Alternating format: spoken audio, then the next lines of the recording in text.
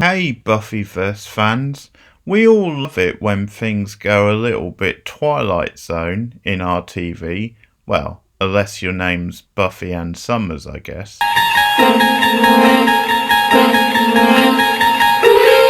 Today I am here to talk about Buffy Season 6 Episode 5 Life Serial.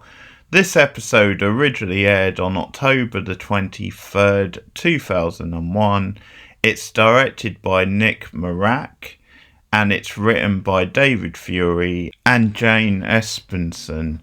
The Nelson rating, it got about 5.68 and holds a respectable 7.8 rating on IMDb. In the plot, Buffy's powers are tested by Jonathan, Andrew and Warren, who seek to expose and exploit her weaknesses with 3 different tests as the Slayer looks to move on with her life, attempting a return to education and the workplace. This is an excellent episode of Buffy and one of the standouts for Season 6.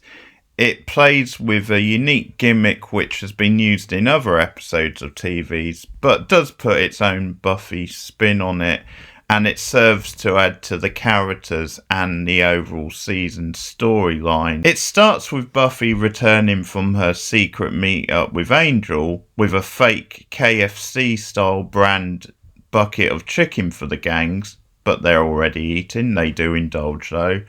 This secret meeting with her and Angel is a crossover that happened off screen, but it does tie to the Angel episode Carpe Notrum, which comes in season 3 of that show, an episode I'll be reviewing one day.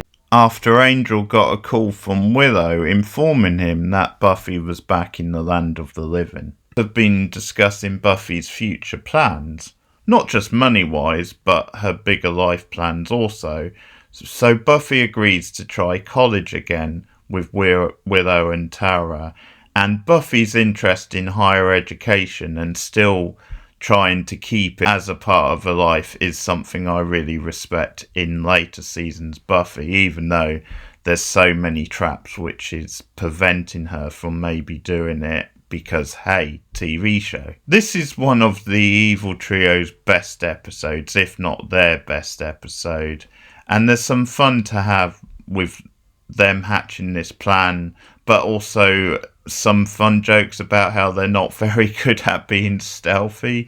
The whole thing with the Death Star Wars reference, Warren getting pissed off at Andrew's symbol, drawing a little too much attention to themselves, as does one of them setting off our alarm, which is a Star Wars reference. Warren getting peed off at Andrew is fun in this episode. I'm not the biggest fan of Warren, but, you know, whiny, pissed off Warren is quite entertaining to watch. Camera's hooked in. Super wide angle, infrared auto iris, plus 6 types of audio matrix monitoring that's filtered through a dual quad DVR system and a terminal. Yeah, fine. Just tell me. Are you sure with all this stuff that we'll be able to watch Buffy without her noticing us? Absolutely. I mean, she'll never even know. What the hell is that? Death Star, dude. Wicked, huh? Thermal exhaust port's above the main port, numbnuts. For your information, I'm using the Empire's revised designs from Return of the Jedi. That's a flawed design. Oh, hey! Okay, the thing is, since we're messing with the Slayer, who could pummel the 3 of us into a sludgy substance, it might be a good idea for us to not draw attention to ourselves. Buffy feeling out of place in higher education, having taken a time out for a while, is totally understandable, especially since Willow and Tara have been in it the whole time and are very much on top of this stuff. Also, Buffy's comment about them knowing the teacher's name, Dave, and feeling that's like an alien thing is pretty funny also, because it's something I can relate to, because I did sort of befriend my teachers, that they were people you could talk to on their level and hang out with outside of school hours. Not all of them, of course, but there were teachers who I did consider friends, so I kind of see things a little bit from Willow and Tara's perspective, but it makes sense that Buffy feels isolated, having been out of the education scene for a while. Tara scores big pop culture points in the episode for her very 2002 SpongeBob SquarePants reference, by the way. So diving into the test, it is very much segmented like a Twilight Zone anthology series of stories. Each one offers up a variety and flavour to the episode.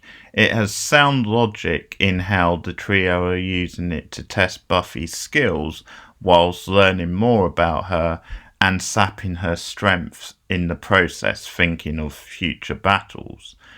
It has decent visual effects for the time. Even the campness of Jonathan's suit is intended to be comic. Genre director Nick Marak does a smooth job of tying things together and keeping the pace up at the same time. The plot smartly picks holes in workplace sexism. With Buffy on the building site scene, I like the touch of the worker who actually doesn't talk down to her at first and dismiss her as a girly girl, but who later turns on her as soon as something weird happens. And Xander's also really cool in the scene, the way he handles the situation. Like, he's put in a tough spot because of the demon showing up. Absolutely not Buffy's fault. But he also handles it fairly and says, I do believe you, but something's going on, you need to figure it out. And Xander's pretty smart in the scene because he actually tells Buffy to go to the magic box and maybe work with Giles to try and figure out what the issue is, and that nicely leads into the third test. A lot of the Buffy goes to work stuff and life is the real big bad in season 6 is a bit too on the nose at times, definitely a mixed bag which leaves some fans cold. But in this episode it works to perfection because it goes side by side with the gimmick perfectly. So that brings me on to the third and final test of the trio, which perfectly, I think, puts a surreal spin on the mundaneness of retail with the genius mummy hand looping plot. Sarah Michelle Gellar really nails these scenes. Enjoy. Buffy, word in your ear. While I was running the store, I found it useful to imagine myself back in the library. If you concentrate on service and not on making a sale, you're more likely to have a satisfied customer. Guess I'll have to find my own style. Yes, yeah, quite right. That woman. Go sell her something. Miss, which candle creates a more, romantic atmosphere? Lemon seduction. Yeah. Essence of slug. Here you go. Thank you. Yeah. Can I help you? I need something for a prosperity spell. I heard you have it. A mummy hand? Yeah, actually, I saw one downstairs. It's kind of hairy, though. Maybe it was a daddy hand. I'll just get it. Petrified hamster with eyeballs and honey. Dagger of Lex.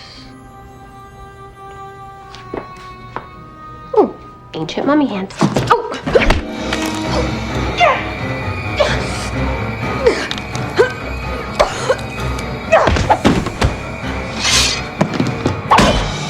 And you get the Dagger of Lex for free with it. See the inlaid mother of pearl underneath the black oozing goo? This hand is dead. The power is gone. I'm not giving you money for this. Oh, it's just playing dead. Little scamp. Buffy, a word in your ear. To imagine myself back in the library. If you... We did this just now. Giles, something is happening. Yes, quite right. Oh, you did it, dude. She's looping. Don't worry, don't be nervous. Do what I do. Just picture yourself naked.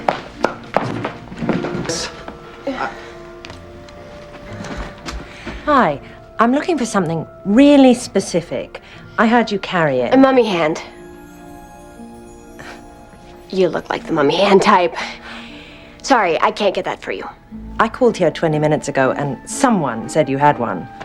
Yeah, but there's a thing happening. You have one, and I was told I could buy it, and I'm sorry, but I'm really gonna have to hold you to that. I'm not leaving until I get a mummy hand. I'll have to get it for you. Smart. So she's figuring out the game. Satisfy the customer. Well, she might just have you beat there, Stretch. No way. She hasn't even started yet. I just hope she solves it faster than Data did on the ep of TNG where the Enterprise kept blowing up. Or Mulder in that X-Files where the bank kept exploding. Scully wants me so bad. And while we're on that note, it's a long-running fan theory that the character of Andrew is secretly gay, and that he might even have a crush on either Warren or Jonathan. Maybe both, who knows. There's a lot of male bonding going on with the trio over season 6, so that could be part of it. But there's definitely hints that he could be coded as gay and maybe not comfortable coming out, or maybe if the writers intended him to be gay, they might have got a little bit nervous about making it a part of the storyline because of reactions at the time.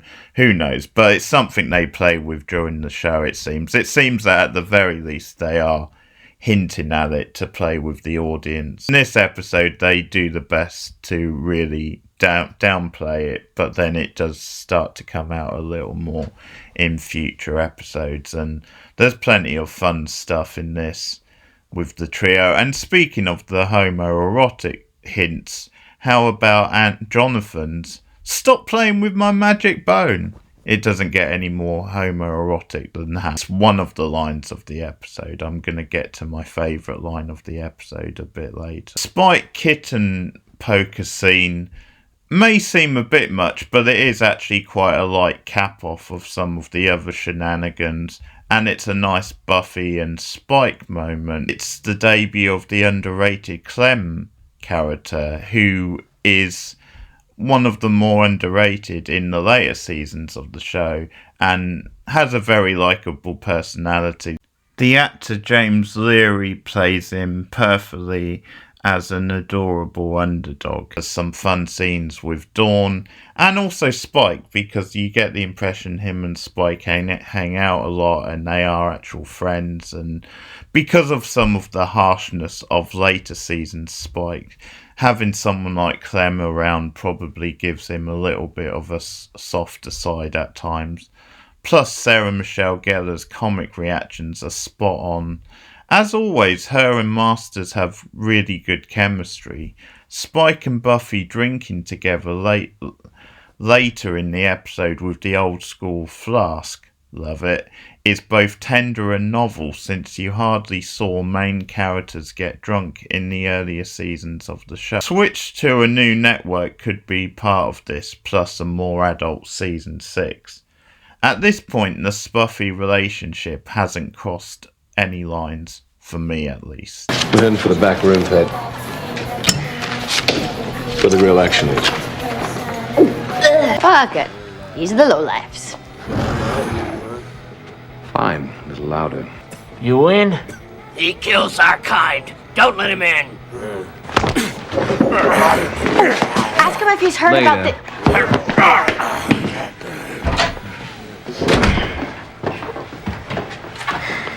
You're gonna play cards?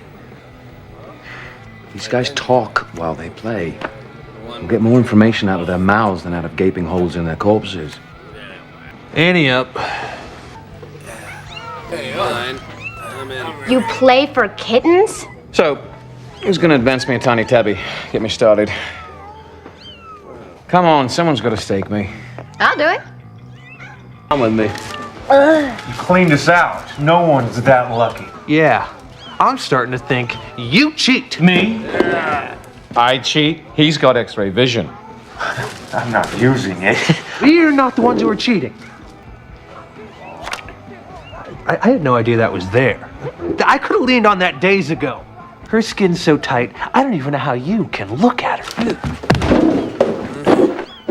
Leave your winnings and get out. I'll tell you what you didn't count on. Me and the bird. Getting into a bar fight? I'll beat him up for information, great, but not to defend your rights to gamble for kittens, which by the way, is stupid currency. You are gonna beat heads and fix my life. But you're completely lame. Tonight sucks. And look at me. And look at stupid Buffy. Too dumb for college and freak Buffy. Too strong for construction work. And my job at the magic shop? I was bored to tears even before the hour that wouldn't end. Hit the demon world. Ask questions, throw punches, find out what's in the air. Not my kind of fun. Yeah, it is. And your life's gonna get a lot less confusing when you figure that out.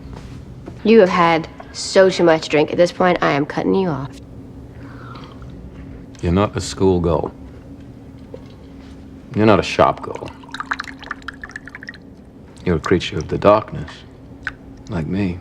This intimate meeting of the minds is a nice little cap off of the episode, what's gone before, and Buffy's chance to air some of her feelings about it, because yes, there's supernatural shenanigans at work, but it also maybe points to the fact that Buffy is in a place where she's struggling to readjust to life, and the idea of living a normal life in higher education and the workplace. And this is very much Spike's point of view of you don't belong in those situations. He's almost being open about the fact that she maybe will never have a normal life. And I know some of this stuff is going to seem very harsh and pointed when you see where the season leads between them and how toxic the relationship does become. But at this point, I do think Spike is giving her very sensible advice. The idea that she does need to unwind at points, it's almost like the show is showing that, hey, these characters should be allowed to drink and unwind at times, like the rest of us also. And I think it's a point for Spike too, because we're seeing him in a more lighter context playing demon poker and engaging with other demons, whereas it was almost, in the past, he was very much a solitude figure, or if he was working with someone, it was someone where they were banding together for a purpose, which was to bring down Buffy and bring down the rest of the world. Actually socialise with demons, have nothing tied up in it almost. I think that's a different side to Spike, so it's showing that he needs that downtime as well. So it's a nice little scene with lots of fun interactions, and Sarah Michelle Gellar, this is some of her best comic work, I think, in this episode. Another standout scene in this, which I just love, is the trio of nerds fighting over who the best Bond is, which is even funnier because they return to it in two chunks between the Buffy scenes. So the idea is that they've been arguing for a very long time over it. And this is the best line of the episode, which actually comes from Andrew, funnily. But Timothy Dalton should get an Oscar and beat Connery over the head with it. Warren also slams Moonraker, which is a very diversive Bond film. The deep cut of pointing out that The Living Daylights was written for Roger Moore and not Dalton was also cool. This episode may be the best use of the trio, as I said, but the pop culture overload does get a bit much at times. More on that in other episodes. One other thing, Jonathan's devil suit makes him look a mix of Hellboy and the Jersey Devil, and whenever I think of the Jersey Devil, I can't help but think of the X-Files episode and now What We Do in the Shadows. So, fun stuff. So to round up for this episode rating, I was just going to go with a straight 8 out of 10 because it's a really good episode, very enjoyable, does some important character work, and it really makes the gimmick work with the ongoing themes of the show and the characters. But you know what, I'll be positive because this is one I return to quite a lot, and especially for later seasons, the final 2 seasons, where you maybe don't get as many classic episodes as the earlier seasons. So I'm going to give it a bit of a bump and go 8.5 because it is probably one of my favourite episodes. My MVP of the episode, it has to be Buffy really, because she's such a central part and It's a big episode for her in the season, not long after returning to the grave, her trying to adjust, her trying to find herself. The interactions with Spike, as I said, are quite entertaining as well, and they serve a purpose. Sarah Michelle Gellar doing some wonderful acting, having to show the whole range. And I think some really great comic work, which you don't always see even credit for. Like, a lot of the praise tends to come more for her dramatic work on the show, but she is very funny with some of her line deliveries in this episode. So, yeah, Buffy is the MVP. I might actually give it Jonathan as like the runner-up, because I do think he has a good episode. It's a strong episode for the trio in showing off what they can do, what their game plan is, and a lot of fun. And I always enjoyed Danny Strong, even though some of the writing with this trio isn't always the best. So Danny Strong is always very entertaining to watch. I'll give him runner-up. Least valuable player, I'm not sure there really is one. I'm going to say Andrew, maybe just because out of the three he has the least to do. And again, Andrew does have my favourite line, so maybe it's hard to hate him too much in this episode. He is a character that grates on me as the show goes on, but I guess if I had to go least valuable player, I might just give it him, just because he's the one in the middle who maybe doesn't stand out as much. Scene of the episode, well, it's the mummy hand scene, but the runner-up is probably the Bond bitch fight between the nerds, and I actually do really enjoy the Spike Buffy stuff at the end. Line of the episode, I'll say it again, it comes from Andrew. Timothy Dalton should get the Oscar and beat Connery over the head with it. Pop culture reference, I'm gonna have to give it to Tara for her SpongeBob SquarePants reference, because that is so on the money for 2002. Coming next time, the 6th episode of season 6. It's all the way, and it's the 3rd ever Halloween episode of Buffy. Dawn discovers her crush has a deadly secret. Xander announces his engagement to Anya, and Tara worries about Willow's reliance on magic. So plenty going on in All the Way, which will be the review next time. And I've got to say, there's still some big, exciting episodes to come this season. On the way, there's quite a bit happening in the first half of the season. But let me know what you guys think of this episode in the comments below. Like and subscribe. Share me out on social media. You can support me, patreon.com/borednow, or become a channel member by hitting the join in button. You can make a one-off donation at the PayPal account or at the Super Thanks, and it helps this all keep going. Also, let me know which test you liked the best in this episode. Which of the 3 tests that the trio came up for Buffy was your favourite part of the episode? What was your scene of the episode? All the rest of it. Let me know, guys. Keep watching TV, keep watching Buffy, and I'll be back with more of this scene. Take care. Bye, guys.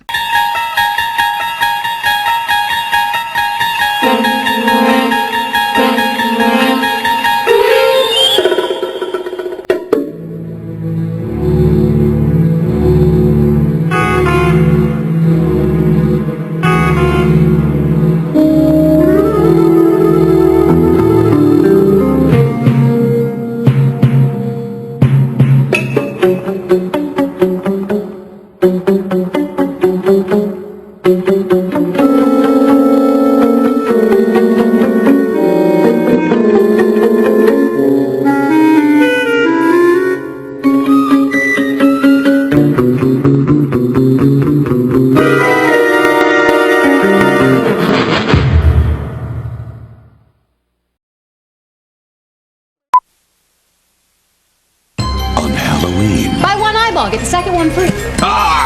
Ghouls are supposed to take the night off. That was your first kiss. But evil never rests. She's out there by herself. An all-new